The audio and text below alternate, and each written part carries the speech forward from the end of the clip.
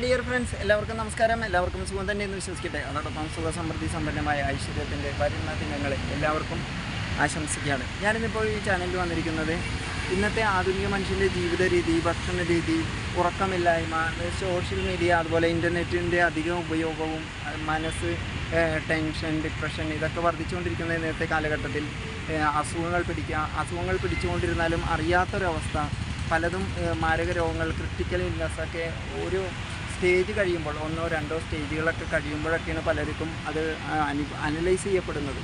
അതായത് ചെറിയ ചെറിയ സിംറ്റംസ് അല്ലെങ്കിൽ ചെറിയ സൂചനകൾ മൈൻഡ് ചെയ്യാതെ പഴയ പ്രിസ്ക്രിപ്ഷൻ ഉപയോഗിച്ചുകൊണ്ട് അതേ മരുന്നുകൾ കഴിച്ചോ അല്ലെങ്കിൽ പെയിൻ കില്ലർ ഉപയോഗിച്ചുകൊണ്ടോ എന്തെങ്കിലും താൽക്കാലികമായ ശമന രീതികൾ ഉപയോഗിച്ചുകൊണ്ട് അതിനെ അടിച്ചമർത്താൻ ശ്രമിക്കുകയോ അല്ലെങ്കിൽ അതിനെ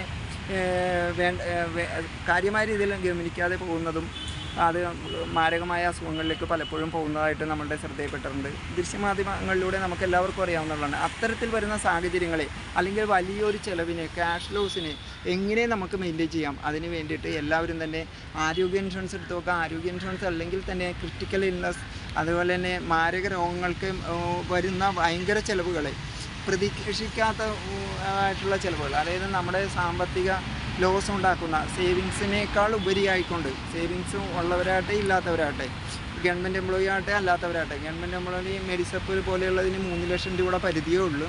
പക്ഷേ അതിലൊന്നും നിൽക്കാത്തതായിട്ടുള്ള ഇപ്പോൾ ക്യാൻസർ, അതുപോലെയുള്ള മറ്റു നമ്മുടെ ബോഡി പാർട്സുകൾക്ക് പല മാരകമായിട്ടുള്ള പല സിംറ്റംസും വരുന്നതായിട്ട് നമ്മുടെ ശ്രദ്ധയിലൊക്കെ എല്ലാവരെയും പെട്ടിട്ടുണ്ട്. അപ്പോൾ അതുകൊണ്ട് അത്തരത്തിലുള്ള രോഗം മെയിൻലി ഇപ്പോൾ വരുന്നതാണ്. ഒരു 10 പേരെ ഡയഗ്നോസ് ചെയ്തോ 4 അതിലധികം പേർക്ക് ക്യാൻസർ സിംറ്റംസ് ഉണ്ട്.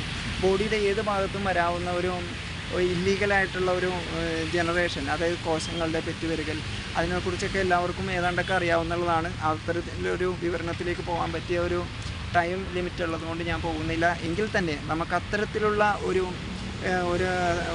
പറയണ മനുഷ്യൻ്റെ മാനസികമായും ശാരീരികമായും സാമ്പത്തികപരമായിട്ടും ബുദ്ധിമുട്ടിലേക്ക് വരുന്ന, അല്ലെങ്കിൽ നമ്മൾ കടക്കണിയിലേക്ക് അല്ലെങ്കിൽ ബാധ്യതയിലേക്ക് പോകുന്നതായിട്ടുള്ള, ദുരിതത്തിലേക്ക് പോകുന്ന അത്തരത്തിലുള്ള സാഹചര്യങ്ങളെ നമുക്ക് ഓവർകം ചെയ്യാം.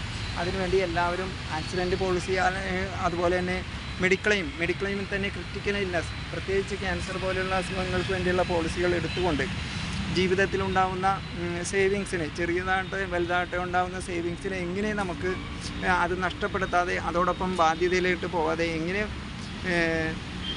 സുരക്ഷിതമായിട്ടുള്ള ഒരു സാമ്പത്തിക പദ്ധതിയിലോട്ട് അല്ലെങ്കിൽ സാമ്പത്തിക ലോസ് ഉണ്ടാകാതെ എങ്ങനെ ജീവിക്കാമെന്നുള്ളതും നമ്മുടെ ഈ ചാനലിൽ വിവിധ വീഡിയോസ് ചെയ്തിട്ടുണ്ട്. അതൊക്കെ മനസ്സിലാക്കുക, അതനുസരിച്ച് ജീവിക്കാൻ ശ്രമിക്കുക. അങ്ങനെ കടബാധ്യതയിലേക്ക് പോകാതെ നമ്മൾ ഈ ശരീരം ഉപേക്ഷിക്കുന്നത് വരെയുള്ള ജീവിത കാലഘട്ടത്തിൽ നമ്മളെ ആശ്രയിക്കുന്നവർക്ക് നമ്മൾക്ക് തന്നെ ഭാരമാകാതെ, അല്ലെങ്കിൽ നമ്മുടെ മക്കൾക്കോ ഭാര്യയ്ക്കോ ഭർത്താവിനോ ആരുമാകട്ടെ, അച്ഛനോ അമ്മയോ മക്കൾ ആർക്കും, അയൽവാസികൾക്കോ റിലേറ്റീവ്സിനോ ബുദ്ധിമുട്ടാകാതെ, സാമ്പത്തിക ബാധ്യതയിലേക്ക് വരാതെ, അവരിൽ നിന്നും ഒരു സഹായം സ്വീകരിക്കാതെ, നമ്മൾ സേവ് ചെയ്ത അല്ലെങ്കിൽ നമ്മൾ പ്രൊട്ടക്റ്റഡ് ആയിട്ടുള്ള, നമ്മൾ ഇൻഷുർ ചെയ്ത പൈസകൾ കൊണ്ട് തന്നെ നമ്മളുടെ ജീവിതം സുരക്ഷിതമാക്കുക, മറ്റുള്ളവർക്കും സഹായകരമാക്കുക എന്നൊരു ഉദ്ദേശത്തോടു കൂടി മാത്രമാണ് ഈ ചാനലിൽ ഇത്രയും കാര്യങ്ങൾ ഞാൻ അവതരിപ്പിക്കുന്നത്. അതെല്ലാവരും മനസ്സിലാക്കുക. അതോടൊപ്പം ഓരോ വ്യക്തികളും സ്വയം പ്രൊട്ടക്ഷനാകുക, ഫാമിലിയും പ്രൊട്ടക്റ്റഡാകുക എന്ന് അഭ്യർത്ഥിച്ചുകൊണ്ടും എന്നെ ശ്രമിച്ചതായി എല്ലാവർക്കും നന്ദി രേഖപ്പെടുത്തിക്കൊണ്ടും ഈ ചാനൽ ഒരിക്കൽ കൂടി എല്ലാവരോടും അഭ്യർത്ഥിക്കുകയാണ്.